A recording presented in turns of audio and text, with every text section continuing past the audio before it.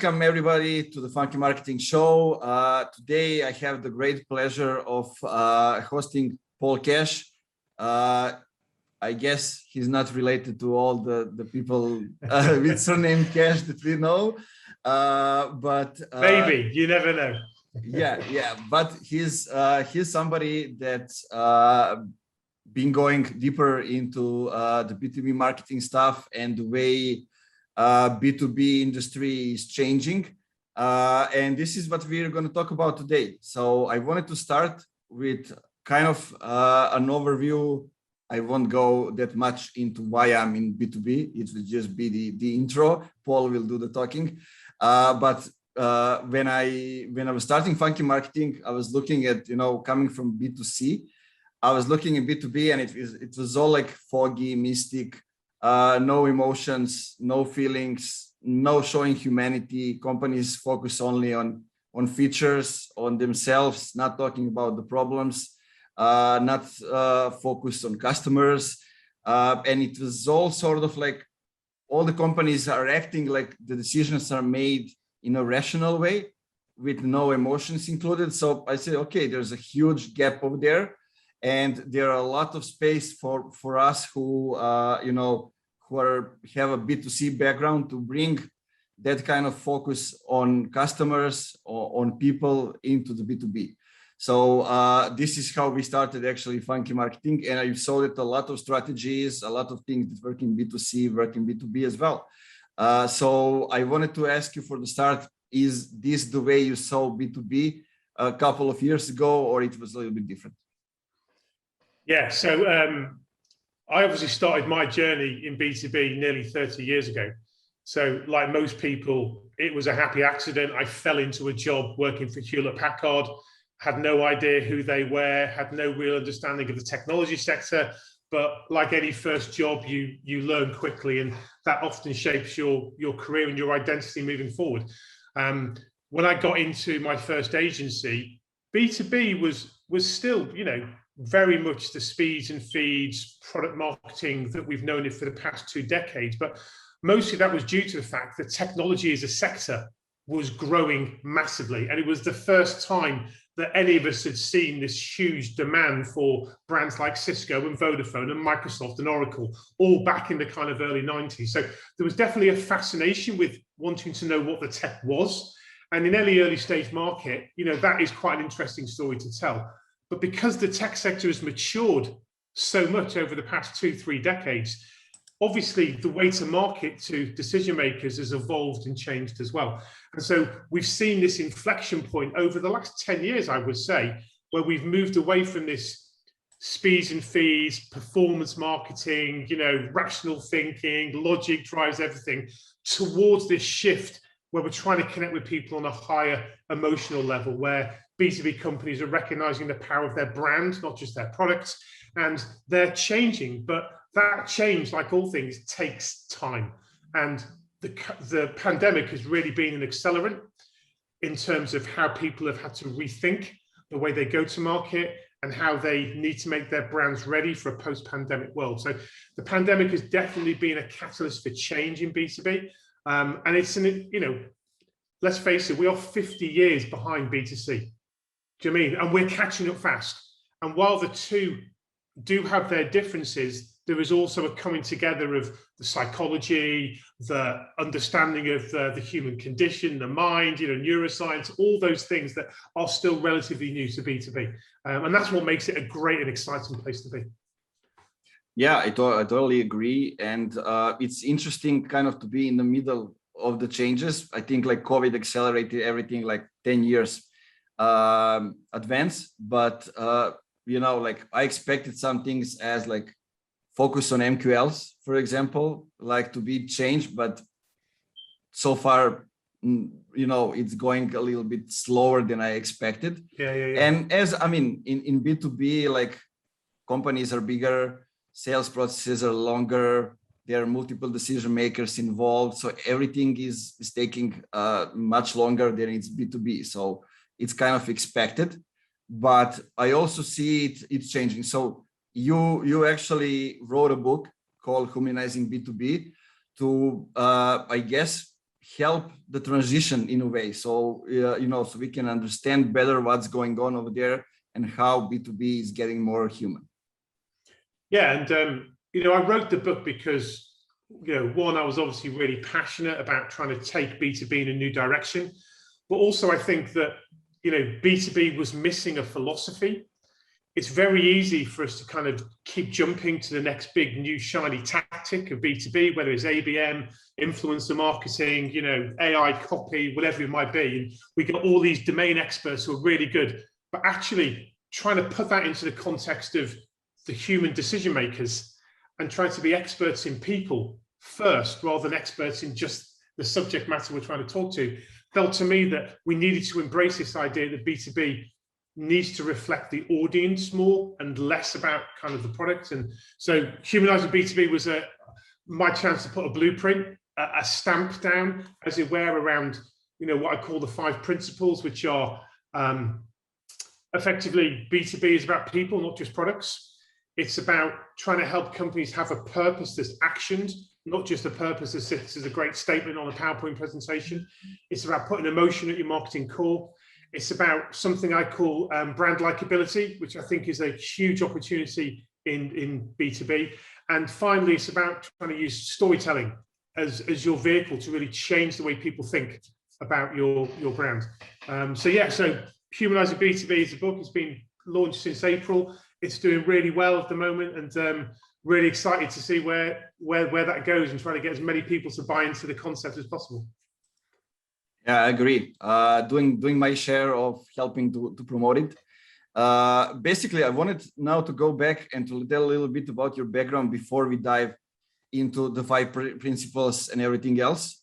Because I think just going through your background, you can actually see the way you came up with Humanizing B2B. So basically, you are, as you said, like 30 years, 25 years careers in business marketing, entrepreneurship. Starting, well, when I was 11, 12 years old in 96, you set up Screensaver software company. After that, co-founded a technology marketing company called Tidal Wave, which became the fastest growing marketing agency in the UK.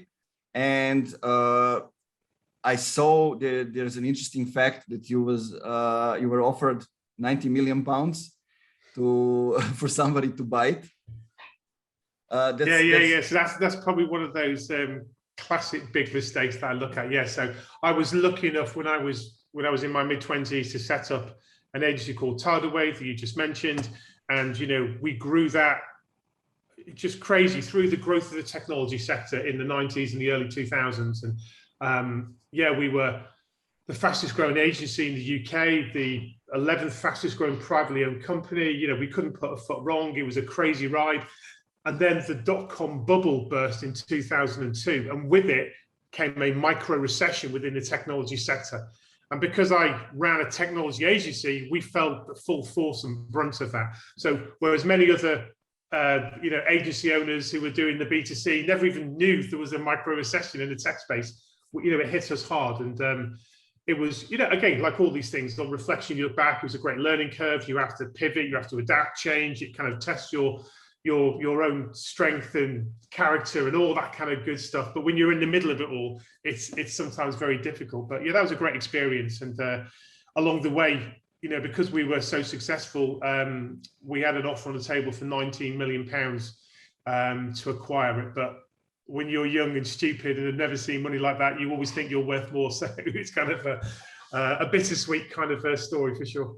Yeah, I mean, you wouldn't have some stories to tell, right? If you have that, I mean, you would have a different kind of stories. Yeah, for sure. And the world is full of stories. That's what it's all about. So. Yeah, and basically, then you started Rooster Punk, B2B agency, and I gotta tell you, I love the website. I love the look of it, the branding, and you can see that you are bringing something different to the business just by looking at the website, not getting into all the things that you have done, and you can see the storytelling screaming from the website. Yeah, it's a tricky one because back in late 2013, early 14, when I set up Rooster Punk, You know, I had a really strong vision for where I wanted B2B to go, but like any innovator, you're always far more ahead of where the market really is. And while I could see the potential of it, it was really difficult talking to clients around storytelling, which was the kind of the thing that we were kind of gravitating towards. And it was account-based marketing, or ABM, that was the real horse to back in those days. And, you know, the storytelling journey for me was every year we'd see more people receptive to it.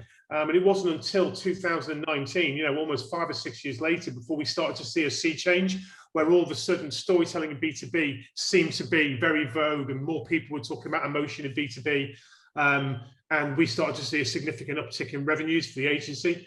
And as I said, then COVID kind of hit, and then, you know, most agencies had 6 months of just figuring stuff out. And then B2B obviously is an incredibly resilient sector because of the tech bias. And again, we've seen a strong end to last year and a strong start to this year. So I'm excited for the future of B2B. I'm excited for the future of storytelling and emotion. But that's not to say that all the other good functional stuff doesn't work.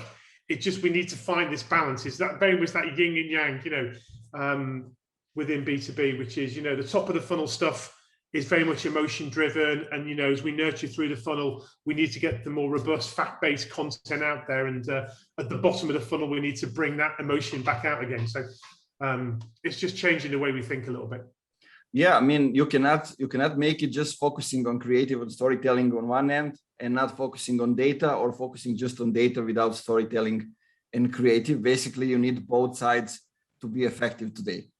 Yeah, and intelligent storytelling is data-driven as well. I mean, you know, when you think about storytelling in its purest form, you might think about, you know, a piece of brand video and that hardcore emotion. But in the day-to-day of campaigns, looking at data, being able to interpret what the story is and be able to do real-time marketing, you know, to certain storylines, and that kind of, you know, transmedia storytelling. So whichever platform it needs to live on, whether it's through email, whether it's through video, whether it's, you know, on a YouTube site or a print ad or whatever that might be. So there's lots to explore and do for sure.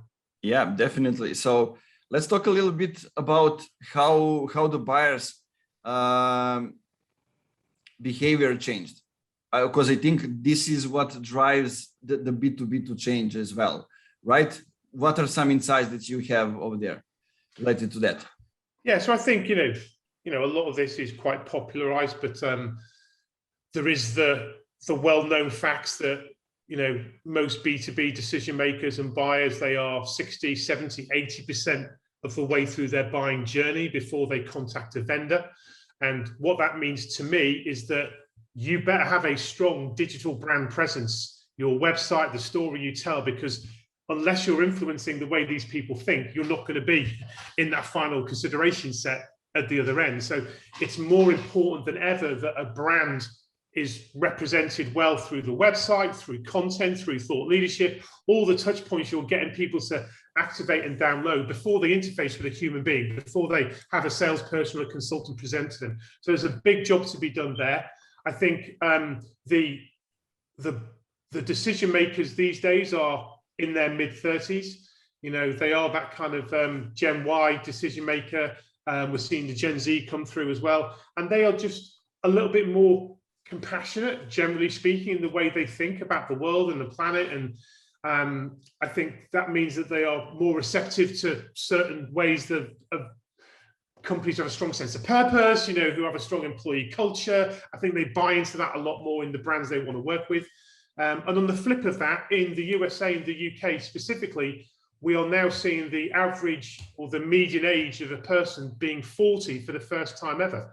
So we are an aging population. And as we age, it's been known that actually that inflection point of 40, we become less interested in self and more interested in family, planet, environment, and all those kind of other things that in later life you care more about. So you've got the younger decision makers who are maybe more compassionate, and then the older decision makers who are actually biased towards being more driven around all this new stuff we do, you know, ESG and things like that. So I think it's just changing the way that they look and view brands. And again, in the book, I talk about this idea that, you know, people don't want to buy from you anymore. They want to buy into you. Do you mean? And I think that's a really big thing. So when they want to buy into a company, they're looking at everything. They're looking at your purpose, your mission, your vision, your customer service, how good your products are, how strong your employee culture is, what are people, all those, non-verbal brand cues, as they were, are really important in the way they play in people's minds before they make a decision. You think this is what affected the way LinkedIn is developing as the main B2B platform, because it's all focused on personal brands of the people in front of the company, and tech is built by people, and as we are going into that direction, I see more and more, as you said, younger C-level executives, managers, leaders sharing their knowledge, learnings, and building their personal brand, and then guiding the company, realizing the importance of the founders brand, founders LinkedIn account in this way for leading the startup, let's say, or another company, and then using the employees also for doing the smart content distribution, and basically transcending the message, the branding, the message, the narrative, and everything through their employees. Yeah, and you're right. This convergence of social selling, personal branding, storytelling in the context of a platform like LinkedIn all comes to a critical point when you've gone through that buyer journey, and then you need to interface with a salesperson or a consultant. Now, the first thing most people will do will go and check out on LinkedIn who it is they're going to speak to. Yeah, and if that person represents themselves in a way that makes them an interesting, exciting, expert, passionate individual, then when they engage, they're obviously coming to the table with, a kind of a warm, receptive market. If you, again, the challenge here is you were looking to engage with a 22-year-old, yeah, and they've got no life story to tell, then that conversely has another buyer. So definitely, I think, I know a lot of people hate the word or phrase personal branding, but there's no better description for it. But you're absolutely right.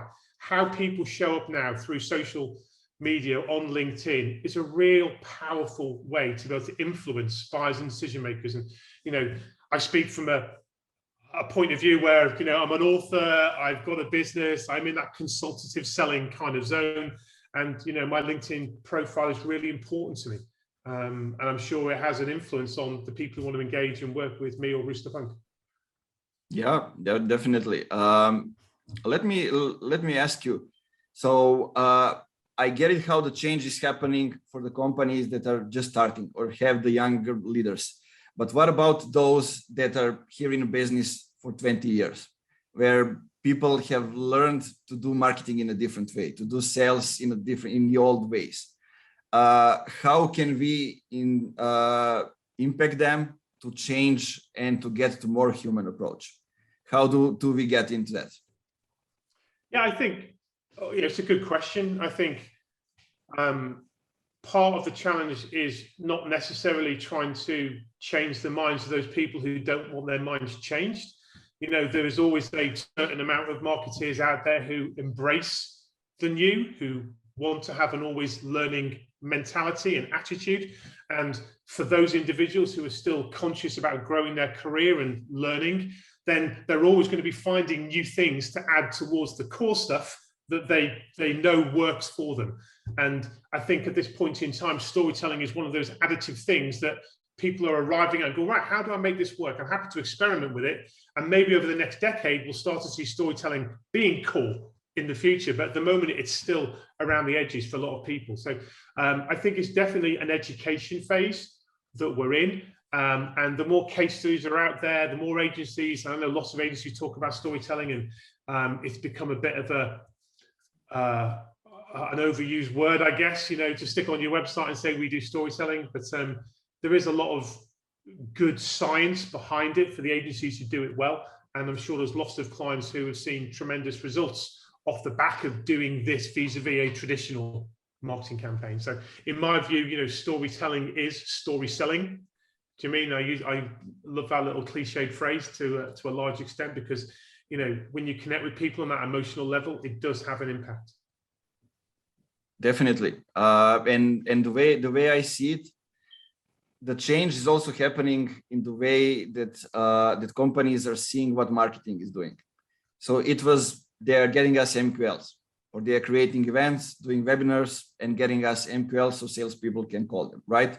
But it was mostly because companies are built on sales and they need MQLs, they need leads, so they support the salespeople that are already hired. But, you know, as you already know, those are not quality leads, and they're, you know, they don't lead to the revenue. Most of those people are here just to, you know, to get an ebook, to read it, to watch the webinar, those kind of things. They are not interested because they are not educated enough about what you're selling. So the way I see it, the change is happening, that marketing is the engine that creates the awareness, educates people, creates the brand, so that salespeople, when they do the outreach, they come up to the companies that already know who they are, and it's easier for them to do the job. Also, then we get inbound leads who are basically the already ready clients, and so we can increase the bigger deals, getting more to the revenue. And, you know, it changes the whole system inside the company, because now for both departments to understand what's happening, they need to work together. And then we add customer success, which is basically driving the conversation with the customers or the buyers. Is it the way you are seeing things moving? Yeah, I mean, I think there's that popularized phrase, which is, you get the customers you deserve.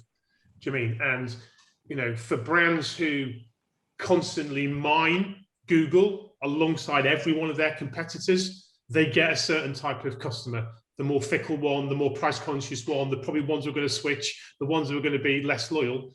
If you, on the other hand, create customers because you have a brand that actually represents something about you and the market and the way you think about the world, and people gravitate towards that, then those customers are more likely to buy into you. They're likely to be more loyal. They're likely to,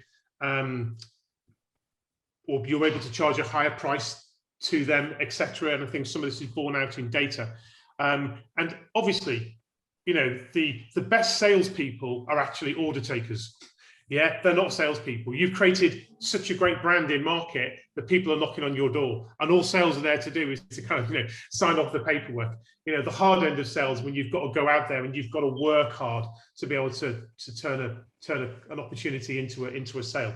So I think, you know, the ideal scenario that I would like to see in B2B is the ever-growing role of brand being a dominant part of the landscape, to try and influence people around what companies do, to do that initial kind of selling and positioning, and a more balanced approach against the performance marketing and the lead generation, which is super dominant at the moment. So I'm hoping that we get to see that change. And this has been borne out in all the Binnerton Field stuff on the B2B marketing, you know, the long and the short of it, you know, this recognition that we need to kind of, you know, marry up brand and sales activation on a more even keel in B2B. Yeah. I mean, this is what's happening. I think as I look, like, as I go to the LinkedIn, I see companies that are winning based on that. Like, if you look at, I don't know, the Gong, if you look at sort of what Drift did a couple of years ago, we are seeing companies that are rising in front of our eyes, right? On LinkedIn, slowly we get a few more people going over there. Now we can see also Chris Walker in Refine Labs, how like changing the narrative of the marketing gets you going. Do you see, like, as companies winning just by creating the new category? Is that the way that they need to go to actually build a brand, or they can go and do something different? Meaning, like, okay, we are building technology inside the company. It's nothing much excited as somebody who is like engineer or developer. Maybe we need something additionally outside of the company. So like, we are focusing on helping the community, building some things out of it to actually get our employees to care what we are doing, and also to get the buyers to care about the same things that we are caring. Yeah, I think you've mentioned a really good word there, which is care. I generally think the brands that show they care about their market, they care about their product, they care about their customers, they care about their employees, they care about the world and society, and they do it in an authentic way, are definitely on the front foot when it comes to representing the best of B2B out there. But like all things, and you've gone through a big list there, it's incredibly complicated to get all these things right and to put them into the configurator and press a button and it all magically happens for you. A lot of this is down to amazing leadership, great vision, hugely talented teams, people who are free to take risks, to be curious, to be brave with their marketing, and to experiment and challenge what's gone before. And when you get that kind of attitude in a really good company with really good VCs or strong stakeholders, you get to see change happening. But it only happens for 1 in 50, 1 in 100 companies. Do you know what I mean? Because that type of environment and culture is being created is not every day. It's the unusual.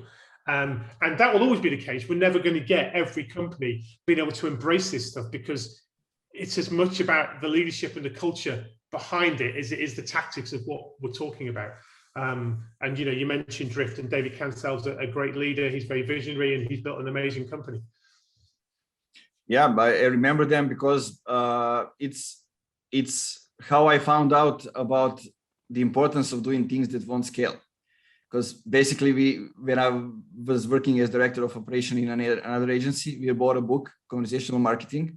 Yes. And after 2 weeks, we got through the post mail another book, which is called This Won't Scale, a small book, 40 pages. We didn't order it. They just sent it because we bought Conversational Marketing, and they listed 40 things that they have done to build a hypergrowth company. And they just sent it out as a bonus for us to get into it and to actually see what are some things behind the scenes that you need to set up the company, but also setting the example of, sending it without you actually ordering or knowing actually that it exists.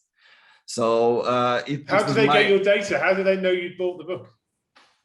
No, we bought Conversational Marketing book. Yeah. So they just sent another book on the same address. Okay, fine.